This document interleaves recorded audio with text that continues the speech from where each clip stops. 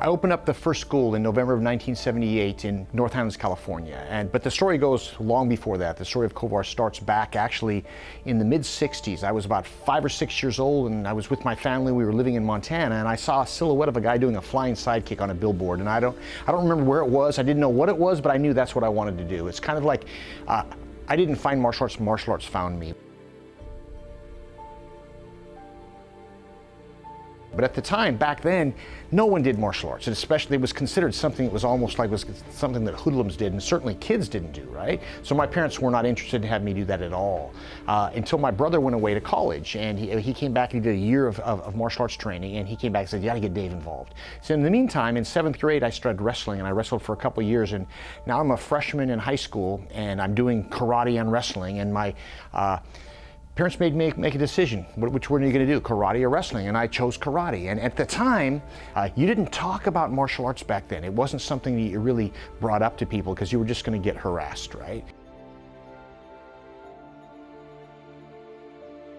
And there was a gentleman, his name was Jim. He was a guy I went to school with forever.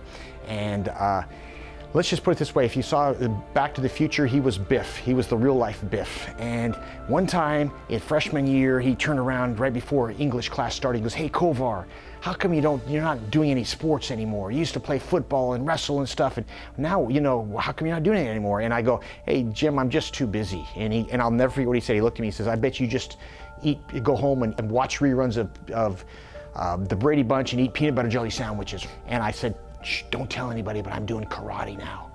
And he stood up, he started laughing. He goes, hiya, Kovar's doing karate, right? And so, I got a little harassed from that. And then, interesting, a couple weeks later, a couple of guys invited me over to their house to do some backyard boxing. And Tim and Jeff. And they were both friends of mine, but I was a little guy, and I'm sure they figured they were gonna have their way with me. So we had these old beat up gloves, and we'd put on motorcycle helmets with full, glass fronts, and etc.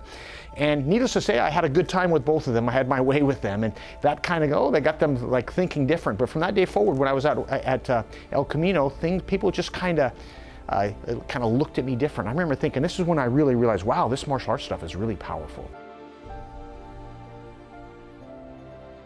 At the time, I was just focused on this wasn't going to be a career. This wasn't something that I was going to do for a living. I was just enjoying the training. This one particular Saturday afternoon, I was kind of hanging out in the lobby, and an instructor had called, and I heard him telling Bruce that he wasn't going to be able to teach that day. And Bruce hung up the phone. He was a little irritated, and he looked around the room, and there was no one else to pick. So he said, look, and he goes, Dave, any chance you can teach a couple private lessons today? And that was my introduction to teaching. And the first guy I taught was a guy named Dave Sardia, this giant of a guy. And I did everything wrong, but he was so patient and easy with me. And that was really when it clicked for me. A few months after that, and now I was starting to teach on a regular basis. I would have been about 14 or 15 years old. This lady comes in and with this young boy. His name was Chris, and Chris was about 5 or 6 years old. And at the time, there was no kids doing martial arts. I was a kid, and I was 14 or 15, right? And Bruce looked at me and said, what do you think, Dave? Do you think you want to give him a try? And I thought, okay. So that was my first exposure to teaching actually a young kid and kids, and just Chris and I just hit it off.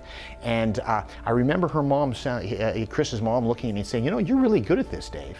And that's the feeling of just watching someone develop really became just really powerful for me.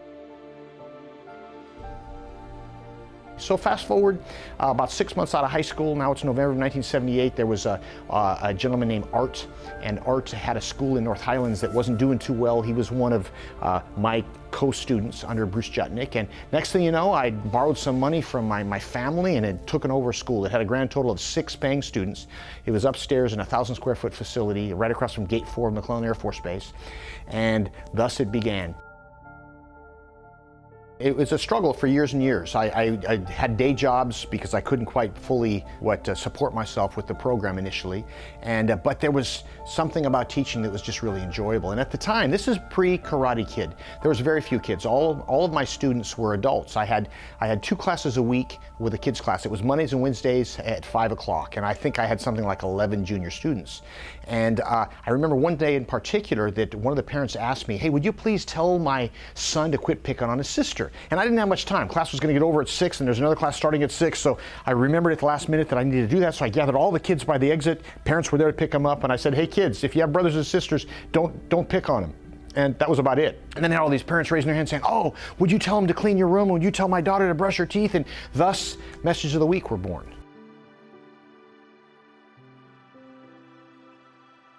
In the process of this time, I had this one particular girl, her name was Shanti Godi, and Shanti trained with me for about a year or two. And she was maybe 9 or 10 years old. And in the process of training, they moved off, and several years later, her dad had called me out of the blue and just wanted to comment and say, hey, I just want to let you know that year and a half or 2 years that Shanti spent with you was the most valuable time ever. And that it wasn't the martial arts skills, it was the life skills. And I remember hanging up the phone thinking, wow, that was cool. But then I thought back, we didn't really have any life skills back then. It really got me realizing how much influence, if we really inject life skills into our program, that there could be.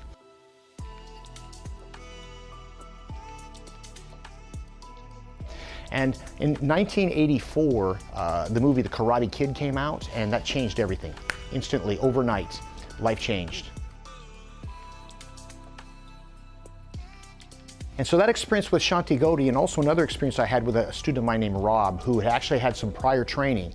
And he started with me when he was about 15 or 16 years old, and he'd already been trained with another gentleman for 3 or 4 years, but his prior instructor, let's just say, wasn't a very good guy, and he'd kind of planted some things into Rob's head that I remember for years I couldn't quite get him to kind of move off kind of a not a good trajectory. And why that affected me is it made me realize the impact that we can have on our student body if we really affect them in a positive way. I'm convinced that if his instructor would have been more positive with him when in those early years, that his life would have changed out completely.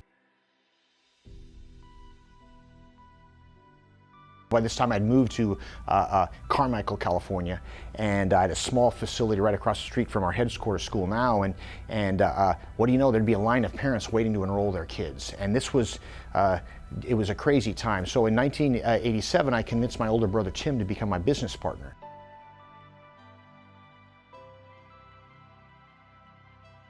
So once Tim became my partner and he realized, you know, gee, the impact that we could have on our community, we decided we want to do everything in our powers to make our school is what top-notch as you could be, not just as far as martial arts, but also as far as life skills. So we spent almost a decade really searching out every personal development program we could possibly look at to really have that injected into our program. So